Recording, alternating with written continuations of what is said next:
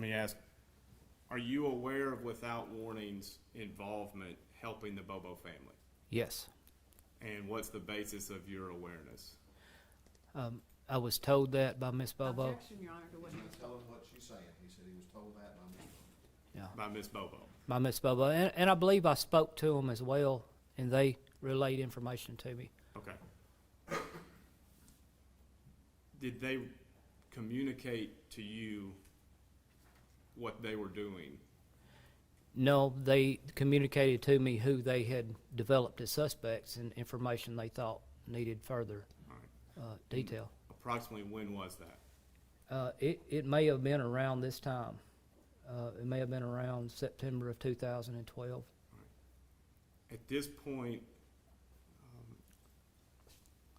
well, Your Honor, if I can make this the next, convert it into evidence. Well, is it an IR? No, sir.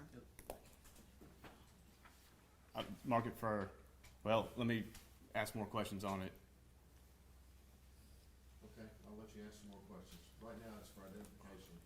The- Exhibit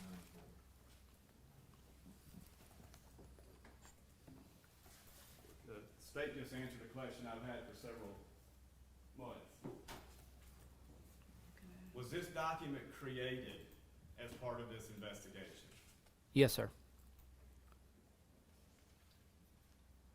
Do you have any reason to know why it was not converted to an IR? No, sir. It has all the markings of what would be an IR. And Agent John R. Mayer, Mayor? Yes, sir. Mayer, Yes, sir. how long was he involved in the Bobo case? From the beginning, probably a year and a half, and then he retired. Do you remember discussing this document with other law enforcement or prosecutors? I do not. Was it your understanding this was going to be converted to an IR? Yes, sir. It should have been. It should have been an IR. I'm not sure why it wasn't. It was submitted as an IR.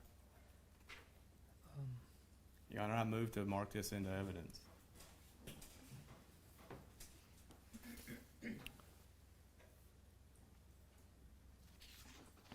Well, I'm gonna let you do a little more about authentication. I didn't hear anything about who created this. Okay. I'll let you ask some more questions. Okay. Let's take the. This is not in a format we usually have of IRs. Only in that it does not have an IR number at the top and a indication at the bottom of who wrote it and put it in the system. Okay. Do you know who wrote this? I wrote this, yes. And who's in charge of, is there someone who's in charge of approving an IR? Yes, the special agent in charge or the assistant special agent in charge. Okay. Is there any reason in your mind, to your memory, why this was not approved? I have no idea. No, I don't know. When you submitted it, did you think it was going to be approved? I don't recall specifically what I thought back then. Okay.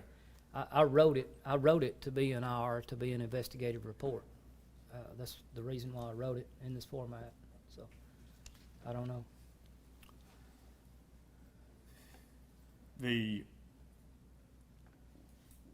Is this a in draft form? Let me ask you a better question.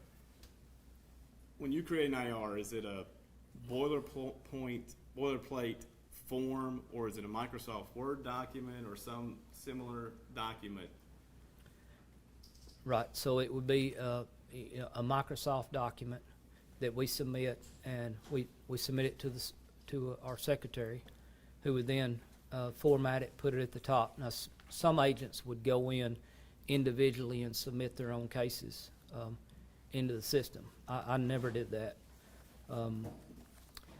So we would submit it to the case file, and it would generate an IR number, and it would basically be on we would turn in a disk. We were using floppy disk back then. Turn in a floppy disk, and a sheet that says what each one should be, and then they would go on to the file, pull it up, and then put it into the system. Copy, drag, something like that. Okay. Is it something that agents follow up on once they submit it to the secretary? Generally, no, I wouldn't think so. But you type this, I typed this, yes. and on the top paragraph, I believe it says cell tower information for April 13th, 2012. Did you mean 2012 or the date, the year of the abduction? Yes, it would have been 2011. You have any information as to why this was not converted to an IR? I really don't. I don't recall. Your Honor, it's my best effort to try to convert it. He's authenticated, I'm gonna allow it. Good to 94.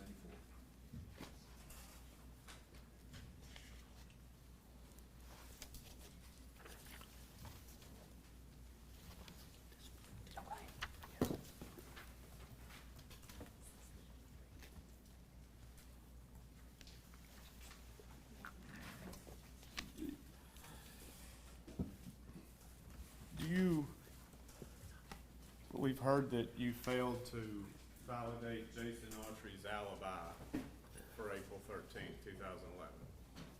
Do you remember having conversations with TBI about that?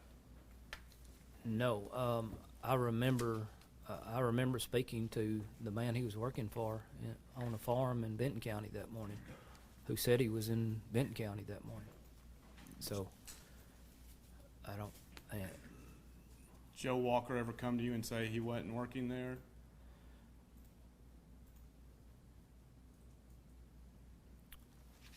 I don't recall him ever saying that. If he did, I don't recall it. Who is Special Agent Jack Van Hoosier? He was my assistant special agent in charge when this case first started, and then he was promoted to special agent in charge after SAC Mayor retired. And do you remember him sending information to the Bobo family about his feelings about Clint Bobo? Yes, I remember him saying something to the Bobo family about that. Yeah.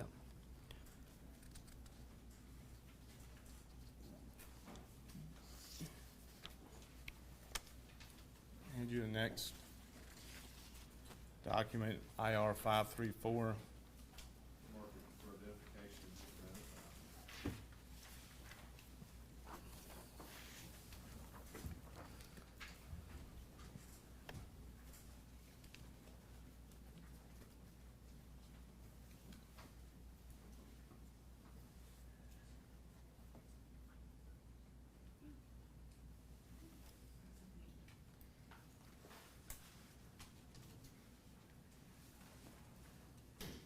And Your Honor, if I can have that document back from the witness, please.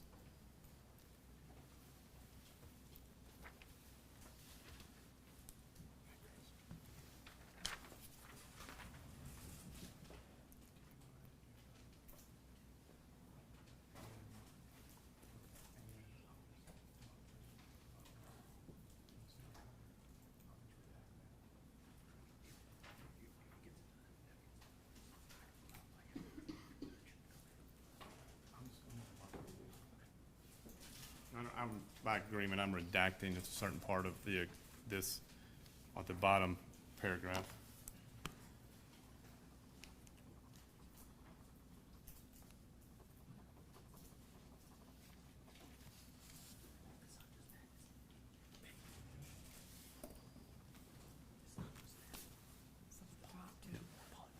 in the second paragraph,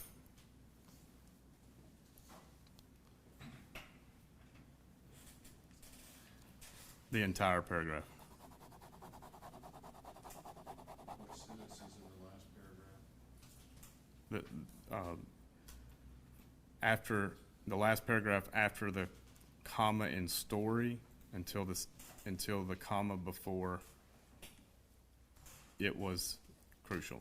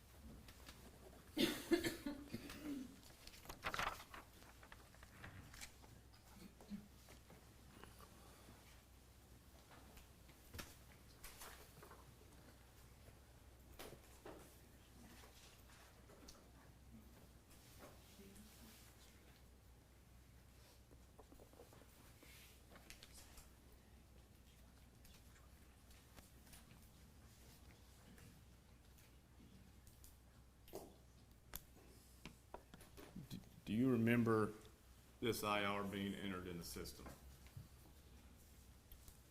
I remember this IR, yes, sir. And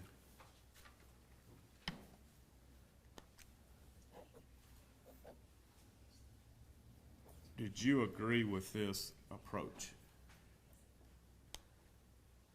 No, Did you believe at any time that Clint Bobo had given the perpetrator a quote, get out of jail free card? no. I Was- believe Clint Bobo did everything he could possibly do to help us prosecute Holly's kidnapper.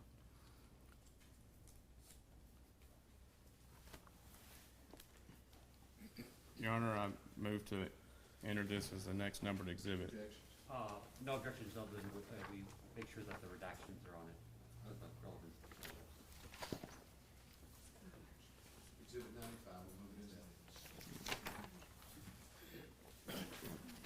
IR 534 is in October of 2012. At what point can you nail in when the PowerPoint was?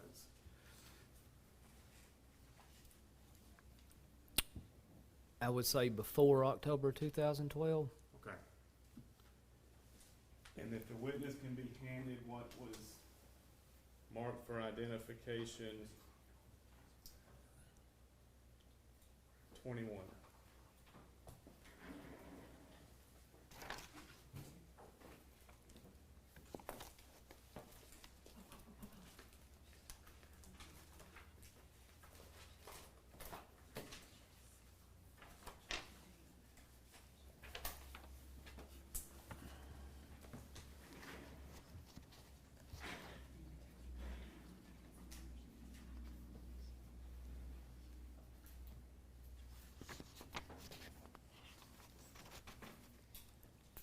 You can review that.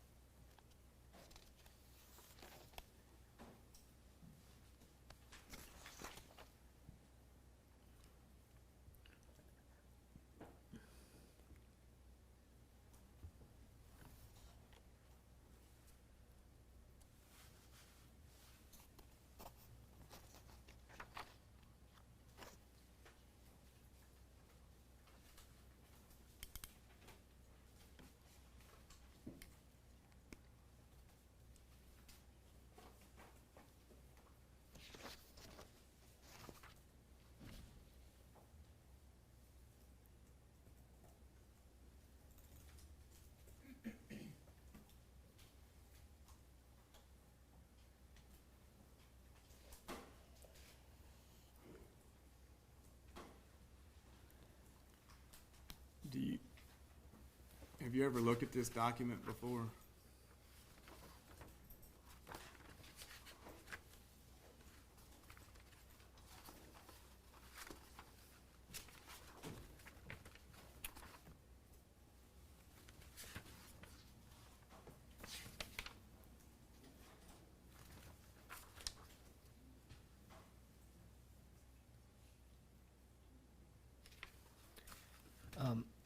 I'm sure I have, but I don't recall. You just had no awareness of it. That's correct. It's not signed. It's got the letterhead of the TBI, but no one signed it. I'm not sure. I'm not sure who wrote it. The Jack Van Hoosier, did he ever talk to you about a man named Dennis Benjamin? Yes. Did you ever meet with Dennis Benjamin? Not that I recall. I believe I spoke to him over the phone. In his capacity working in this case? No, I believe what he did in the case was after I'd left. Okay. Did you talk with him after you had left? No, sir, not that I recall. All right.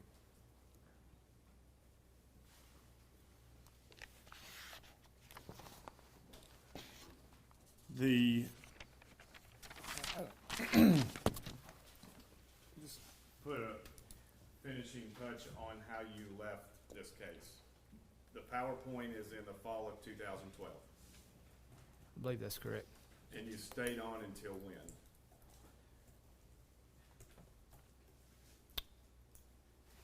Probably, I would say May of 2013. May or June, somewhere in there. When were you told to stop focusing on Terry Britt? It was suggested immediately, shortly thereafter, after the PowerPoint. It was suggested after the PowerPoint. It was told specifically after the last interview with Clint.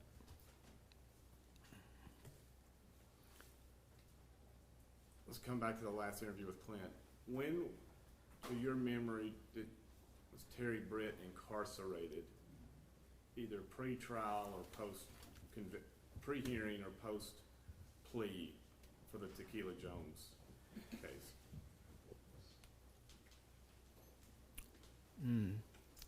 Putting a date on it would be difficult. I believe it was, I would be guessing. Okay. I don't know exactly. At some point, you sent Johnny Walker to go talk to him in jail. Yes, sir. And when was that? Remember? That was toward the end of my involvement in it. And had you been told to stop? I mean, you've been asked to stop focusing on Mr. Britt. In a roundabout way, nobody specifically had told me do not do anything else with Brett at that point. It was obviously not going to change the needle or do anything else. But specifically, I was not told do not mess with Brett. And why did you send Marshall Walker in to talk to Mr. Britt? To see if he, what he could find out from him. What his take was on him. Had he already pled out in the Tequila Jones case? I believe he had. Yes. Were there any other charges he was serving? He had other charges pending from a firearms from 8 or 9 years before. Okay. And what was that? Was that in federal or state court? It was in federal court. Do you remember who the prosecuting attorney was? It may have been Beth Boswell. I'm not positive of that, but Okay. I think it was. I wasn't involved in that prosecution to avoid appearance. Was there any recording of the conversation with Mr. Britt and Agent Walker, Marshall Walker? Not to my knowledge, no. And when that happened, did anybody, TBI prosecutors, congratulate you on getting Mr. Britt to say what he said? No, sir. What was What, in your opinion, got you off the Holly Bobo case? It was absolutely the last interview with Clint Bobo. As you see from this, there was a dichotomy of two different sets of people. Some absolutely believed Clint Bobo was lying, and the only way his sister killer could be brought to justice is if he quit lying. But others believed that Clint Bobo was telling the truth, and he perfectly described the person that kidnapped her. So, toward the end of my investigation, Mr. Van Hooser decided that we were going to get to the bottom of, Clint Bobo. We were going to perform the full read technique with him. We were going to make him either lawyer up or confess. And if he lawyered up, we would have been done with the case. But if he, confessed, we would have been done with the case too. So myself and an agent from East Tennessee were chosen to go interview Clint at the Sheriff's Department. So we started the interview very broadly. Tell us everything you remember about that day. So Clint tells the same story he's been telling me for 2 years. Goes through the same details. He's laying all this out. And this agent from East Tennessee had not been involved from the very beginning, like most of us had been. So I let him do all the talking. He did most of the talking. And then we take the break. So the read technique, you let them talk as long as you want to in a non-confrontational manner. Then you take a break, and then you go back in, file against the wall and say, we know you're lying, that's it.